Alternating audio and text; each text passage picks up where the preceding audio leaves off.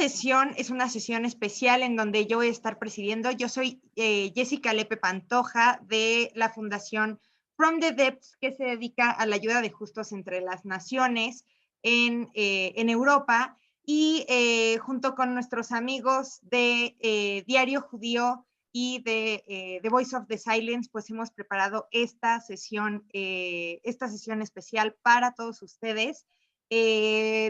Dejo que Isaac y Samantha se presenten, los saluden y para que comencemos con esta sesión. Bueno, buenas tardes a todos. Muchas gracias, Jessie, también por esta oportunidad. Y como saben, bueno, los que no nos conocen, estamos trabajando juntos From the Depths, The Voice of the Silence, que es el proyecto que yo llevo para educar sobre el Holocausto, principalmente a las generaciones jóvenes. Y pues es un gusto estar aquí con ustedes para escuchar la historia de la señora Liana. Y pues también tenemos aquí a Isaac de Diario Judío, que siempre nos apoya. No sé si Isaac quiera saludar. Nada más decirles, ha sido un curso maravilloso lo que ha hecho Jessica Lepe. No se pierdan la siguiente parte, la verdad, a los que no pudieron estar, a los que están nada más por acá por primera vez, pero una gran oportunidad escucharla a Jessica y por supuesto estar siempre escuchando las interesantes pláticas que tiene Samantha Rodríguez de The Voice of the Silence con los diferentes sobrevivientes y en últimos casos hasta con hijos, familiares y todo. Así que todo esto sigue, continúa y una gran labor para seguir comentando y difundiendo lo que sucedió en el Holocausto y que esto nunca se olvide y nunca se permita vuelva a suceder. Un gusto para Diario Judío estar aquí presente con ustedes. Bueno, pues les agradecemos mucho. Este es el equipo que conformamos y hoy tenemos una invitada muy especial. Aquí entre nosotros se encuentra Liana Halfen, que es una mujer que fue salvada por justos entre las naciones en su niñez. Entonces, bueno, ¿quiénes eran los justos entre las naciones? Para empezar, son personas no judías que salvaron a judíos durante el Holocausto. Entonces, pues demos la bienvenida a Liana, que hoy nos hace este gran honor de estar con nosotros. Y pues nada, Liana, muchísimas gracias por venir hoy y por contarnos tu historia. Gracias a ustedes, gracias por invitarme. Liana, pues cuéntanos todo lo que traes para nosotros. Muy bien, entonces voy a empezar. Yo soy Liana Weiss, viuda de Halfen, radico en México desde 1964. ¿Me escuchan bien? Sí. Perfecto. Bueno. Y soy italiana, así que viví en Italia durante la Segunda Guerra Mundial. Nací el 28 de marzo de 1938 y en septiembre de 1938 empezaron las leyes contra los judíos.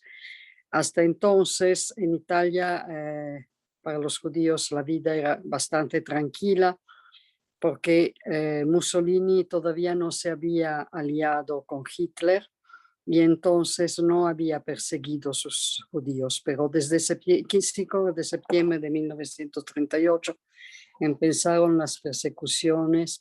Los judíos ya no podían ir a la escuela, ya no podían trabajar, ya no podían participar en la vida pública de Italia. Como les dije, yo nací en 1938 en Fiume. Fiume es una ciudad fronteriza que cuando mi papá nació a principios de 1900 era del Imperio Austrohúngaro. En 1919 cambió de dueño y fue italiana, así que cuando yo nací en 38 era Italia. Después de la Segunda Guerra Mundial pasó a Yugoslavia con el nombre de Rijeka, que quiere decir fiume, que quiere decir río en español, y hoy día es Croacia, así que cambió de muchos dueños durante estos años.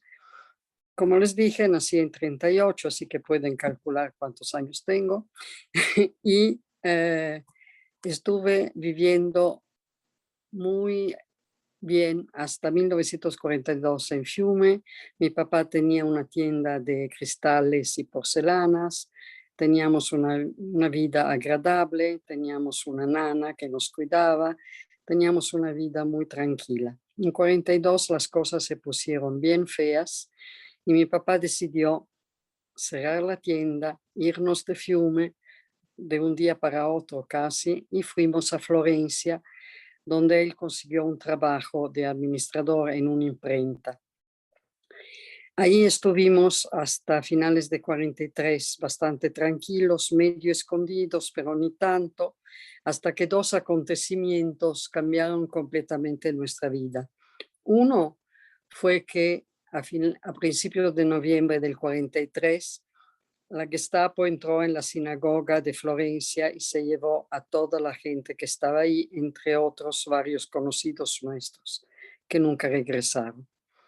Y pocos días después siempre la Gestapo entró a la oficina de mi papá para llevárselo, y por suerte mi papá logró salir por una puerta trasera. Llegó a la casa muy, muy angustiado y había que decidir de un momento a otro qué hacer de nuestra vida.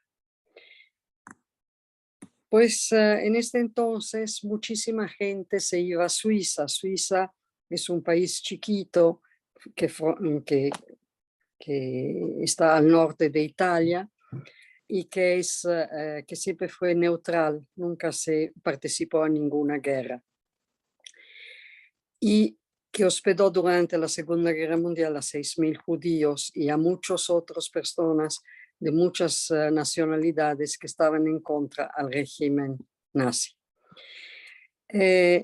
Una de las posibilidades, como les decía, es ir a Suiza, y esa era la idea de mi papá. Pero tenía miedo de irnos los cuatro, de llevar a mi hermano y a mí, que en este entonces teníamos 8 y 5 años, con ellos.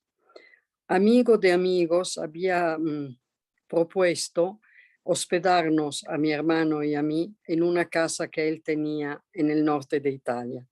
Así que en pocas horas mi papá decidió mandarnos a nosotros, hijos, a casa de este señor en el norte de Italia. Y ellos, mi mamá y él, tratar de pasar a Suiza. Esa misma noche, mi hermano y yo nos llevaron mis papás a la estación de Florencia, donde nos esperaba una pareja amiga de mi papá que iba a Milán y que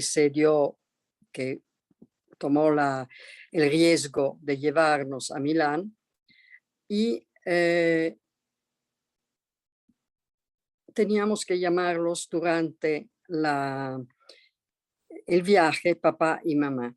Esto claramente es bastante difícil. Dos desconocidos, llamarlos papá y mamá. La despedida de mis verdaderos papás creo que fue muy, muy terrible, sea para nosotros los niños, sea para nuestros papás. La verdad que yo no me recuerdo de eso. Mi hermano me decía que él se acordaba. Yo sé, lo único que sé es que todas las despedidas para mí son muy, muy dolorosas, así que puede ser que fue desde este entonces, no lo sé. Gracias a Dios llegamos con bien a Milán, y a Milán nos esperaba en la estación el señor Antonio Aldrovandi. Señor Antonio Aldrovandi, que desde este momento llamamos tío, fue el hombre que nos tomó de la mano, nos acogió en su casa como si fuéramos sus sobrinos, sobrinos más bien de su esposa, la cual tenía un hermano en el sur de Italia, y así que aparecíamos como sus sobrinos. Llegamos, él nos llevó de Milán enseguida al lago de Orta, que es un pequeño lago al norte de Milán, quien conoce Italia, cerca del lago Maggiore, y ahí él tenía una casa de verano donde ellos también se escondían durante la guerra, porque vivir en las ciudades era muy peligroso, había muchos bombardeos. Así que una noche del diciembre de 1943, mi tío nos llevó a casa Aldrovandi, donde conocimos a mi tía Giulia y a mis primos Giuseppina, de 15 años, y Sandro, de 13. Ahí empezó, si quieren poner las fotos de los Aldrovandi, ahí empezó nuestra vida completamente diferente de la que habíamos llevado hasta ahora. Nosotros éramos, como les decía, niños de una familia muy acomodada y nos encontramos con una familia muy buena, excelente, llena de corazón, pero con mucho más estrictos que nuestros padres. El primer día, ese es mi tío Antonio, el que ven en la pantalla. Y él, por ejemplo, nosotros estábamos acostumbrados, y esa es mi tía Julia, la otra señora que vieron, ya se fue, no sé. Nosotros estábamos acostumbrados que no, si no acabábamos lo que teníamos en el plato, no pasaba nada. El señor, el segundo día que estábamos ahí, pegó un puño en la mesa y dijo: en esta casa se acaba todo lo que hay en el plato, hasta el último bocado. Y les aseguro que desde hasta la fecha acabo lo que hay en el plato. Y era muy estricto. Él quería, primero éramos 6 personas en una casa no tan grande, así que teníamos que tener una especie de disciplina. Otra cosa que me acuerdo muy bien fue una de las primeras noches que estábamos en casa de los Aldrovandi. Él nos quiso presentar a unos vecinos suyos fascistas. Él quería que vieran que ellos tenían unos sobrinos en casa, que estaban ahí con ellos, así que pero lo que hizo mal fue que avisó a mi hermano, que era el mayor, que desde este momento ya no nos llamábamos Peter y Liana Weiss, sino Piero y Liana Porta, que era el nombre de mi tía Giulia.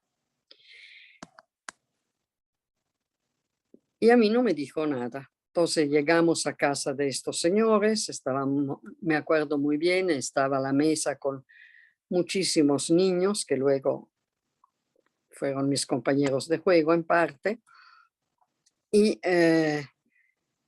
mi hermano dijo: somos Piero y Liana Porta. Y entonces yo lo miré y le dije: no, nosotros somos Peter y Liana Weiss. Mi pobre tío, creo que en este momento, si se lo hubiera tragado la tierra, se hubiera estado contento porque se asustó muchísimo. Pero por suerte el señor de la casa dijo: entiendo perfectamente, la próxima vez, por favor, dile también a la niña cómo es la situación. Los fascistas no eran los nazis, por suerte, y nunca, hay muy pocos casos que hicieron mal a niños judíos o de cualquier otra raza o religión. La vida continuaba mientras nosotros estábamos ahí. Mis papás llegaron a Suiza, donde estuvieron en un campo de prófugos que no tenía nada que ver con los campos de concentración nazi. Es que Suiza, como les decía, era un país muy chico y no tenían dónde poner toda esta gente que llegaba de Italia y de otros países. Así que los ponían por una cierta temporada en los campos prófugos hasta que después se podían reubicar donde ellos querían, si se podían mantener. Mis papás creyeron que nuestra separación hubiera durado, qué sé yo, unas semanas, 2 meses a lo sumo. Duró 1 año. Estuvimos en casa de los Aldrovandi desde el diciembre 43 hasta el diciembre 44. Las cosas también ahí donde estaban mis tíos no iban muy bien. En las montañas había fascistas y partisanos que se peleaban, había los nazis que llegaban a veces. Entonces la situación era un poco fea a ratos. Me acuerdo un día que estábamos nosotros los niños solos con mi tía en la casa, llegó un grupo de partisanos y querían unas llantas de coche que según ellos mi tío había escondido en la casa. Mi tía no sabía nada de eso, así que nos pusieron al paredón, nos apuntaron con metralletas y dijeron o salen las llantas o los matamos. Hasta la fecha, yo tenía ya 6 años, me acuerdo de la señora que me apuntaba con la metralleta. Si me iba a matar, no lo sé. Aquí estoy. Por suerte, la tía se le ocurrió que a lo mejor alguien del pueblo sabía dónde habían escondido las dichosas llantas, las encontraron, las entregaron al grupo de partisanos que la querían, se llevaron otras cosas más y nos dejaron libres. Pero el susto fue muy grande, sea para nosotros los niños, desde luego, pero sobre todo para los adultos. Cuando mi tío regresó a casa después del trabajo en la noche, dijo, ya no podemos quedarnos ahí. Aquí era septiembre 43 y decidió regresar a Milán, donde ellos vivían. En Milán ellos tenían un departamento que por suerte no había sido bombardeado. Entonces regresamos al departamento de mis tíos en Milán, los 6, y pasamos muchas noches, para no decir todas las noches, en los refugios, porque a finales de 43 los bombardeos eran a diario y Milán estaba prácticamente destruida, así que pasamos, cuando sonaba la alarma, teníamos que bajar a los refugios, donde nosotros los niños más o menos nos divertíamos, porque todos los niños del edificio estaban ahí y jugábamos, pero los adultos estaban muy asustados, las bombas se escuchaban y siempre teníamos el miedo de subir y encontrar la casa destruida. Por suerte así no fue, así que siempre pudimos regresar al departamento. En diciembre de 1944 mi papá logró encontrar la forma de pasarnos a Suiza a nosotros los chicos. Mi tío Antonio nos llevó a mi hermano de 9 años y a mí de 6 al lago de Como, otro lago. Toda la historia es relativa a los lagos del norte de Italia. Y nos llevaron con un contrabandista. Los contrabandistas llevaban, como ahora, la gente de una parte a la otra de la frontera. Él nos dejó con el contrabandista, el cual esperó que cayera la noche y siempre pasaba la frontera cuando una noche había los nazis y una noche estaban los fascistas. Entonces me imagino que los contrabandistas estaban de acuerdo con los fascistas y pasaban siempre en la noche que estaban los fascistas. Así que nos llevaron un largo camino hasta que yo no pude caminar y me puso en espalda, me llevó a espaldas un rato porque yo ya no podía caminar, nos llevó por las montañas hasta que llegamos a una red, era una red que separaba, que era la frontera de Italia con Suiza. Ahí los contrabandistas habían hecho un hueco, un agujero, donde la gente podía pasar. Era muy arriesgado porque si nos atrapaban en ese momento, nos regresaban a Italia y automáticamente nos iban a llevar a un campo de concentración. Eso era lo que pasó con mucha gente que pasó por ahí.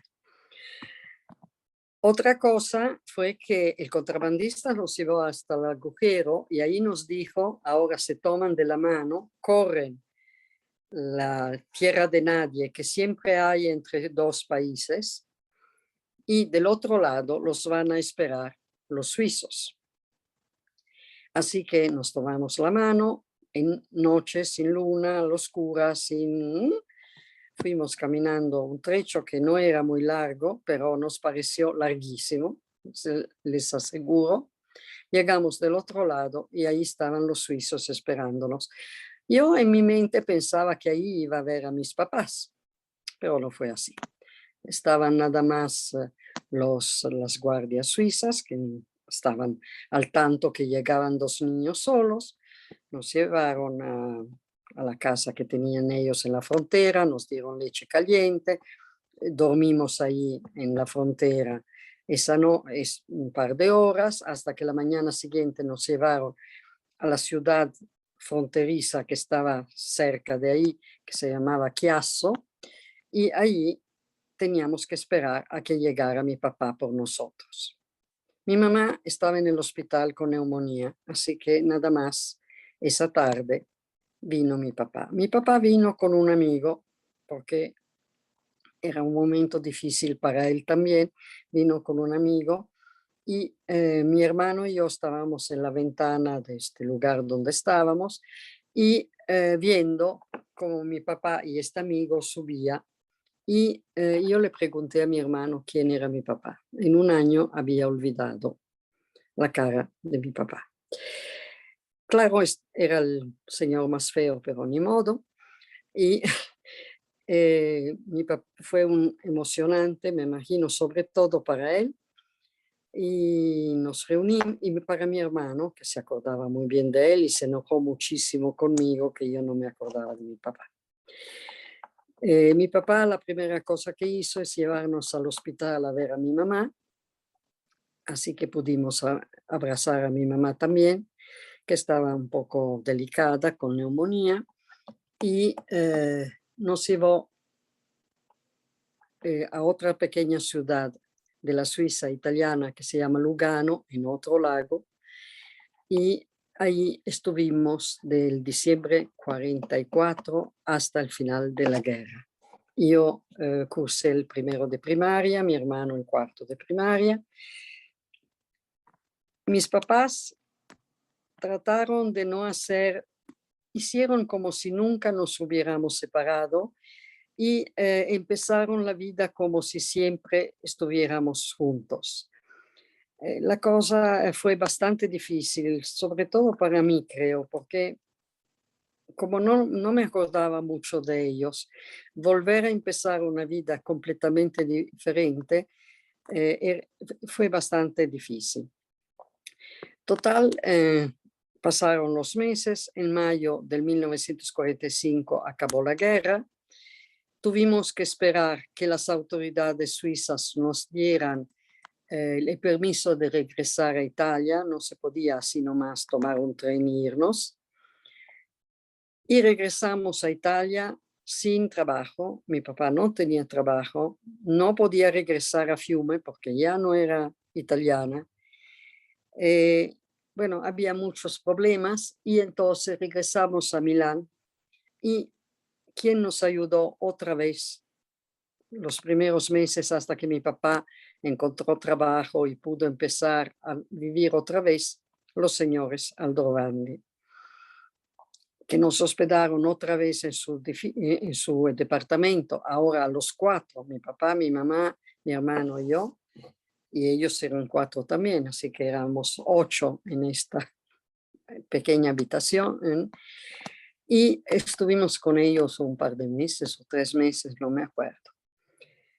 Así, en pocas palabras, es mi historia, y el 17 de octubre de 2013 tuve el honor de hacer Justos entre las Naciones a mis tíos, al señor Antonio Aldrovandi y a la señora Giulia, y Yad Vashem les dio el título de Justos entre las Naciones.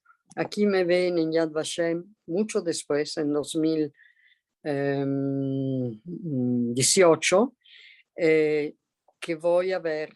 Aquí están los nombres de mis tíos en la pared de Yad Vashem.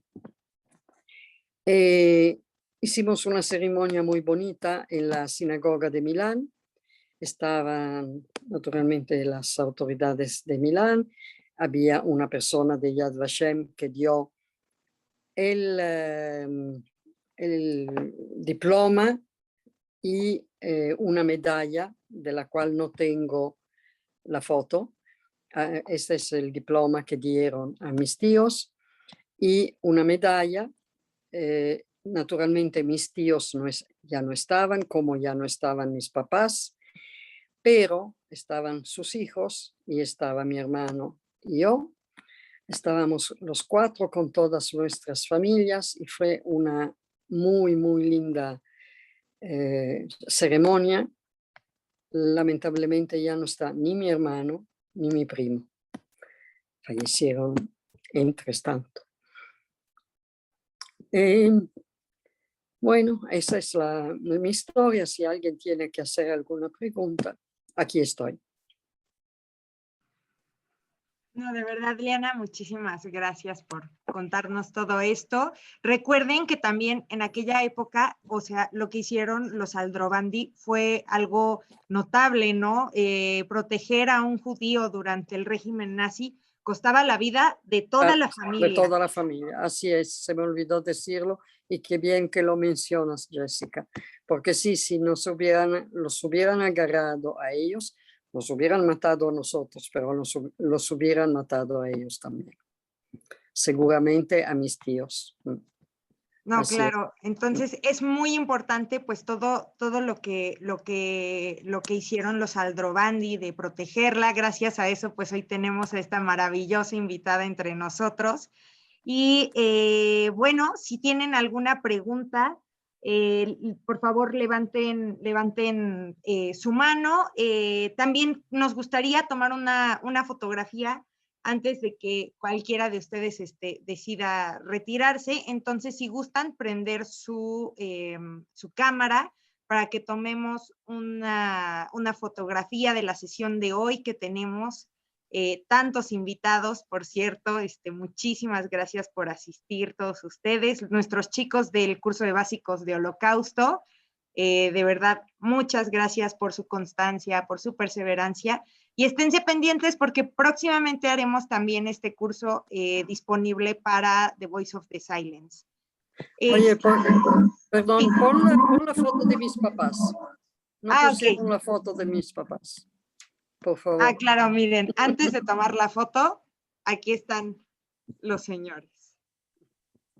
Esos son mis papás. Que en paz descansen. Gracias. No, claro que sí, Liana. Muy bien, pues vamos a tomar nuestra foto y bueno, vamos a dejar un minutito más que ustedes terminen de prender sus cámaras. Muy bien, siguen prendiendo. Perfecto. Bueno, vamos a tomar la primer pantalla. Ahí va. 1, 2, 3.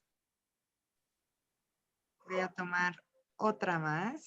1, 2, 3. Listo, muchísimas gracias. Y pues si alguien tiene alguna pregunta o comentario para Liana sobre cualquier de este tipo de temas, adelante, por favor. Si gustan hacerla desde el chat o levantar la mano y les damos la palabra. Dalia que está levantando la mano, Jessica. Dalia. Sí, Dalia.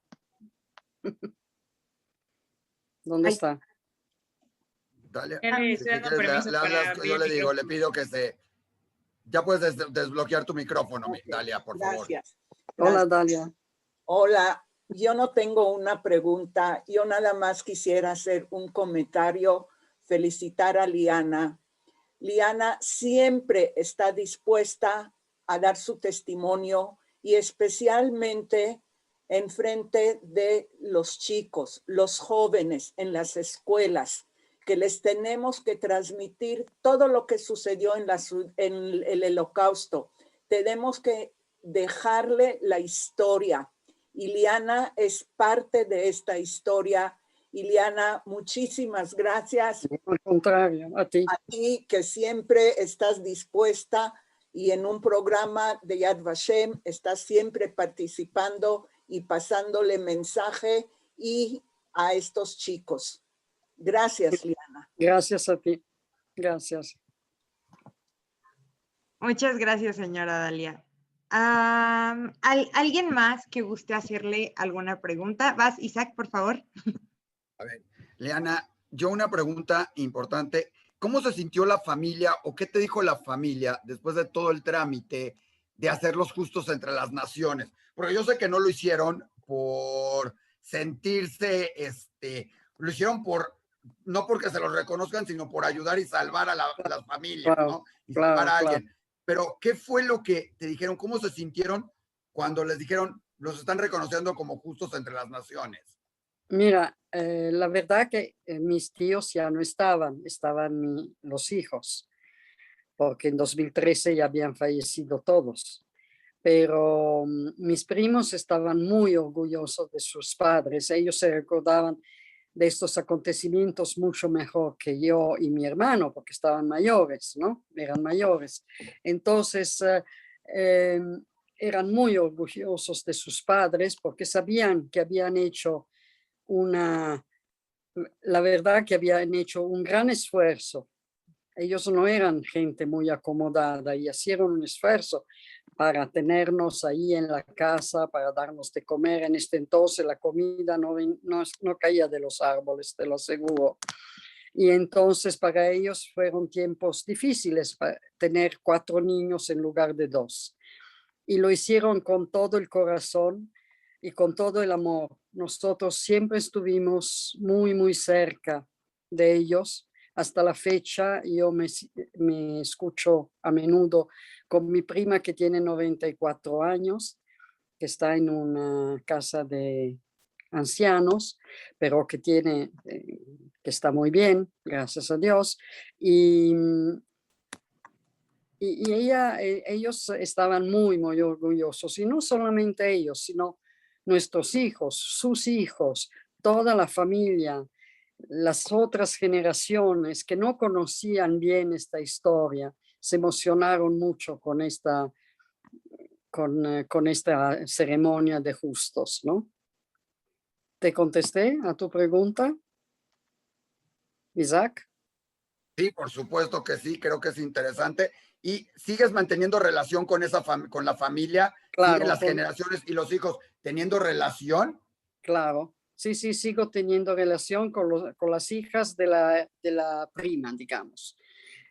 Con los otros no, porque no viven en Milán, entonces están un poco más lejos, pero con las 2 hijas de mi prima estamos en contacto siempre. Y con sus hijos también, con la tercera generación. Y son todas magníficas personas, la verdad. Son todos músicos, además. Qué interesante. Sí, son todos músicos. También en el chat nos preguntan 2 veces, de hecho, ¿cómo fue que llegó a México? ¿Por qué llegaron a México? Bueno, esa es la pregunta que me hacen siempre. Yo me casé en 1963, mi esposo era ingeniero, trabajaba por una compañía italiana que quería abrir una oficina en México, y como mi esposo durante la guerra fue a Argentina en lugar de Suiza, fue a Argentina y hablaba español perfectamente, lo nombraron a él para abrir esta sucursal de la compañía italiana en México. Entonces llegamos a México en 1964. Llegamos por 2 años, estos años ya se convirtieron 57 años. Y aquí tuvimos nuestros hijos y, en fin, aquí nos quedamos. Mi esposo ya no está, pero aquí nos quedamos.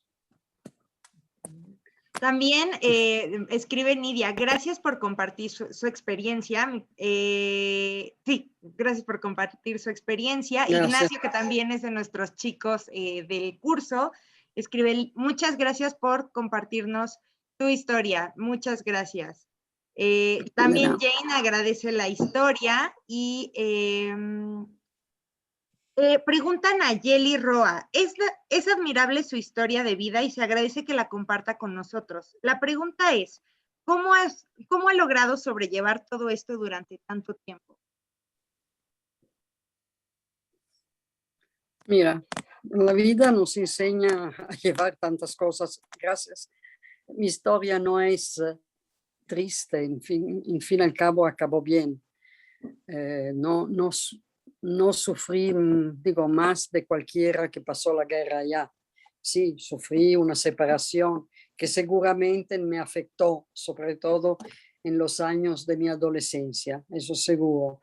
Pero al mismo tiempo, uno logra sobrellevar tantas cosas durante su vida que si alguien que fue a un campo de concentración y regresó y pudo sobrevivir y sobreponerse a su experiencia, imagínate si yo no pude sobreponerme a la mía. Claro. Creo que la señora Rita también tenía una pregunta. Si gusta desactivar su micrófono.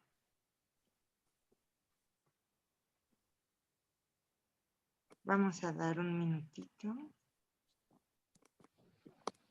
Ya lo abrió, ¿eh? Sí. Es la misma que de cómo llegó a México, así que ya la contestaron. Gracias. Señora Maya tiene una pregunta también, creo.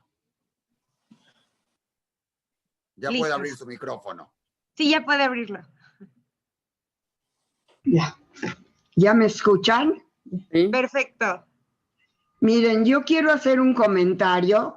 En primer lugar, felicito verdaderamente a la entrevistada por haber recuperado de una manera tan positiva el deseo de vivir y haber llevado una vida tan positiva. Verdaderamente es de admirarse que toda esta gente que sufrió tanto durante la guerra haya podido recuperarse y llevar vidas normales. Las pesadillas que tuvieron de noche, nadie se los va a quitar, pero pudieron formar familias, educar hijos y pasar un mensaje positivo a la humanidad. Yo quisiera agregar ahorita un comentario que no sé si me lo van a aceptar. Yo quisiera muchísimo que el mundo no olvidara ni por un momento que Hitler consideraba a los alemanes de piel blanca y ojos azules una raza superior y que todos, no solo los judíos, eran razas inferiores con las que él iba a acabar. Es decir, a los que tenía más a la mano en ese momento en Europa eran los judíos y a nosotros nos tocó la peor parte. Pero el plan iba mucho más adelante. Ni se diga cómo le hubiera ido a la raza negra y a la raza amarilla y a la raza de todos los colores que no fueran blancos, porque todos estaban incluidos como razas inferiores. Si nosotros logramos que el mundo se dé cuenta de eso, quizá pudiéramos bajar ese racismo tan fuerte que hay en la humanidad. Tiene que estar bien claro que el racista odia a cualquiera que cree inferior. Pero esta vez nos tocó a nosotros. Cuidado. Cuidado con las ideas racistas. No sé a quién le toque a la próxima. No lo sé.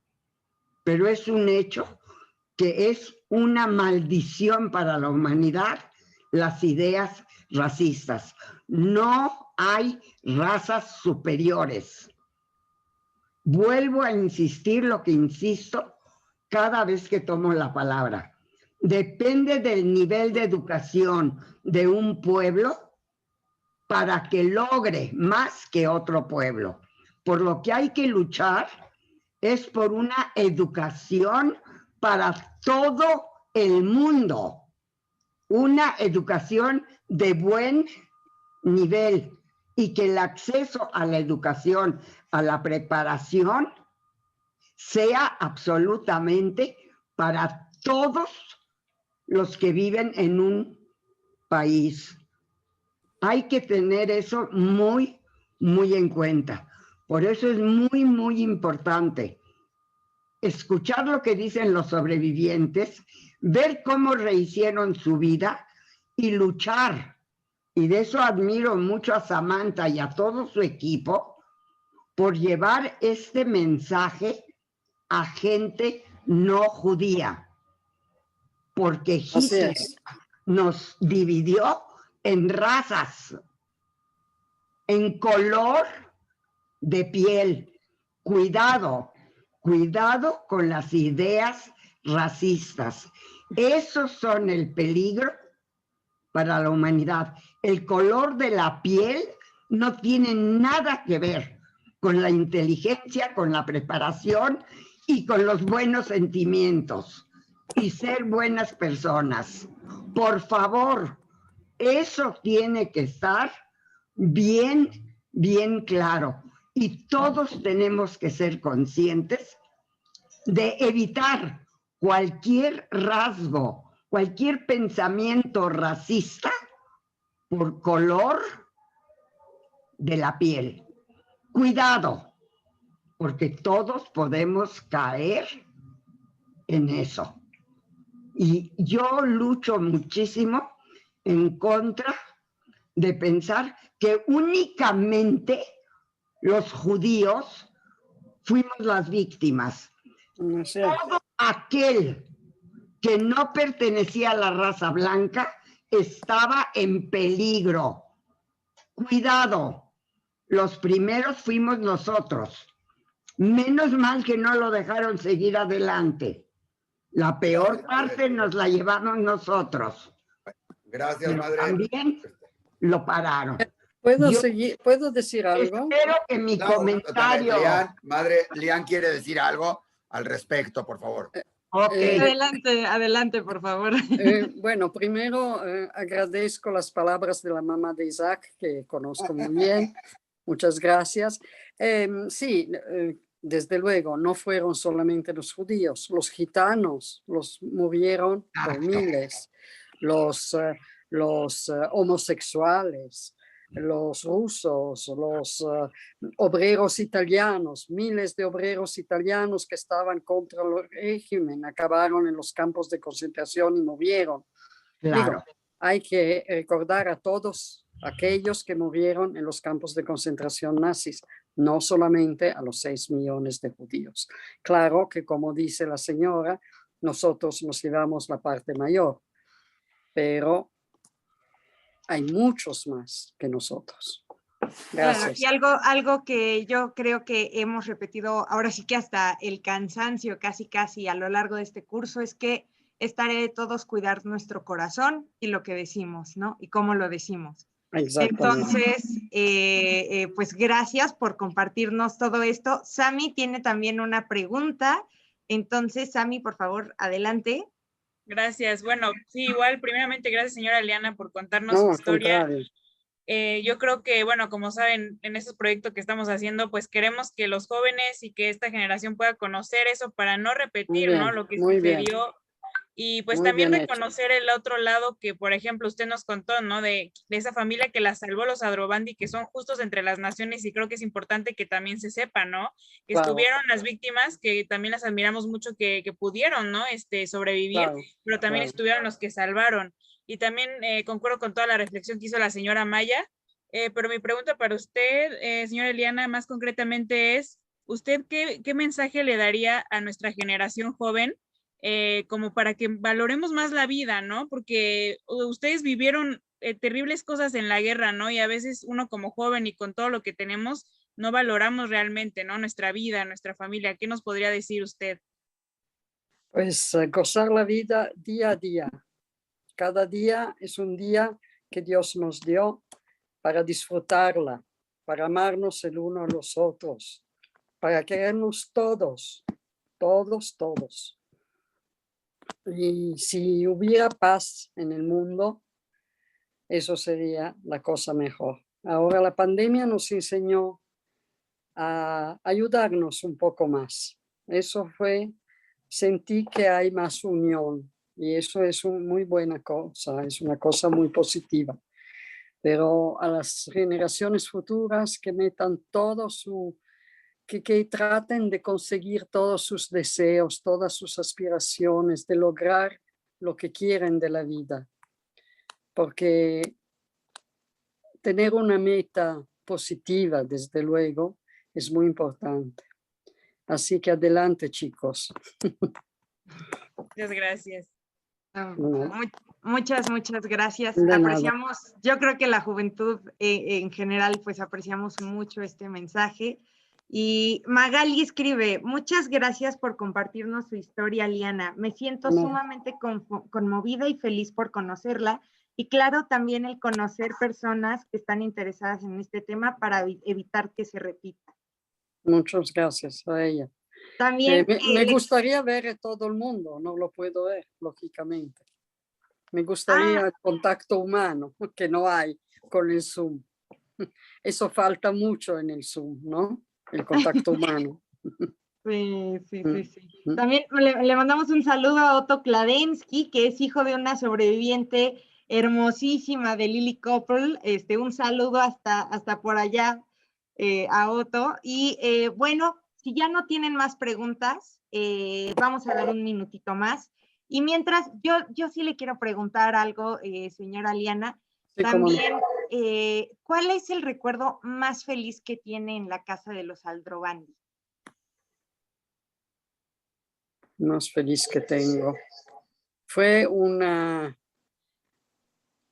fiesta que hicimos para fin de año, para la Navidad, y que vinieron vecinos y que había gente, porque durante la guerra había mucha soledad, porque todos tenían un poco de miedo del vecino, también si no eran judíos, no tenía nada que ver. Era como era la guerra, ¿no? Y entonces ese día había mucha gente, yo era siempre me gustaba la gente, me gustaba hablar con la gente y me gustaba. Entonces esta fiesta fue el momento más feliz de mi estancia allá.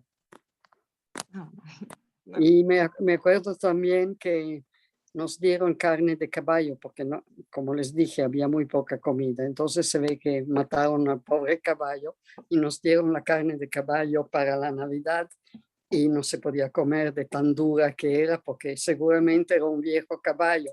Entonces, como había una chimenea, yo escupía la carne de caballo en la chimenea cuando mi tía no se daba cuenta. El día después hubo la regañada porque había escupido. Y claro que sabían que era yo, que siempre era la que hacía las travesuras. Ay, no, qué bello recuerdo. También, Isaac, Tengo una muchas pregunta. gracias. Sí, dime.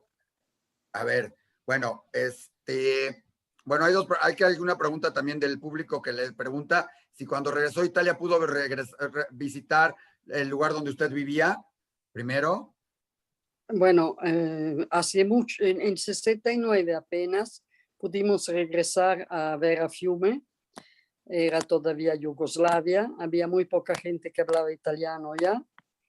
Y regresé con mi esposo y mi papá y mi mamá, porque mi papá tenía toda su familia enterrada en el cementerio ahí, entonces quería ver las tumbas y todo.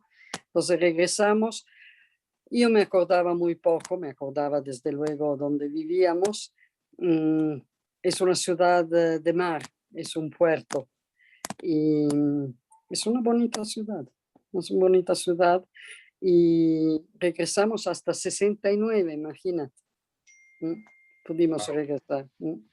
Y sobre eso mismo yo le quería preguntar, ¿qué sucedió? O sea, ustedes sabían mientras estaban en la familia, con la familia, ¿sabían lo que estaba sucediendo con los judíos en otras partes de Europa? o se enteró después y cuál fue su impresión? Decir, gracias a esta familia me salvé. Mira, yo no sabía nada de lo que pasaba a los 5 años, 6 años, no sabíamos nada. Pero lo que me acuerdo fue que en 1946 estábamos otra vez en Florencia y mi mamá se enteró. Mi mamá era de Hungría, ella venía de Hungría y toda su familia murió en Auschwitz y ella no lo sabía. Entonces, la Cruz Roja le mandó un aviso que toda la familia falleció en Auschwitz. Y mi mamá, que tenía en ese entonces 32 años, algo así, del día a la mañana, todo su pelo se cambió a blanco, en una noche. Y eso me afectó muchísimo, muchísimo. Eso me acuerdo muy, muy bien. Tenía yo 8 años. Entonces tenía más, eso fue muy, muy impactante.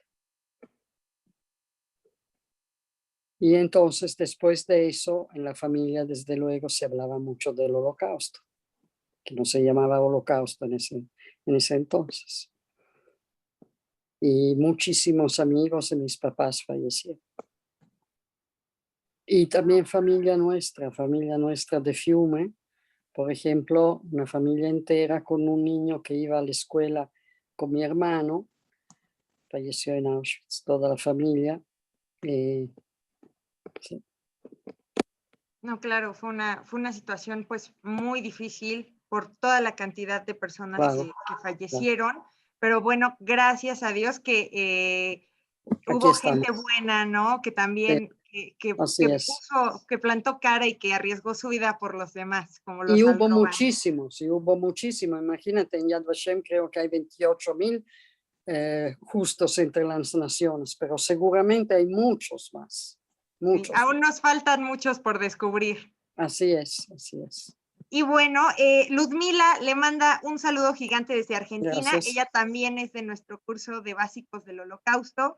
Y bueno, quiero darle las gracias a todos. Gracias a ustedes. Gracias a Liana, obviamente, no. Señora. Muchas gracias por venirnos. Gracias a ustedes. Estoy a su disposición cuando quieran. Yo aquí estoy. Hasta que estoy. Yo pediría que todo el mundo pueda desbloquear su micrófono y darle un aplauso, no nada más a Liana, sino también a Jessie por este curso que hoy llega a su fin, pero creo que merece un gran aplauso porque no es común encontrarse a alguien que además no es parte de la comunidad dando un curso sobre el Holocausto y haciéndolo tan magníficamente como lo ha hecho Jessica, por favor. Me quito el sombrero, Jessica, la verdad.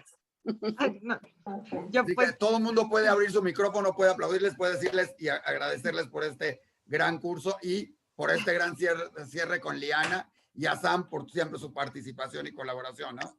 Y además tenemos una sorpresa más, ¿sí? No estamos en The Voice of the Silence, ¿sí? Pero hoy, como de costumbre, primero una felicitación a Alejandra del Río porque es su cumpleaños, ¿sí? ¡Wow! Felicidades a ella. Y 2, Sam, aunque no es The Voice of the Silence, tiene un mensaje y una sorpresa para Lian y para Jessie por acá.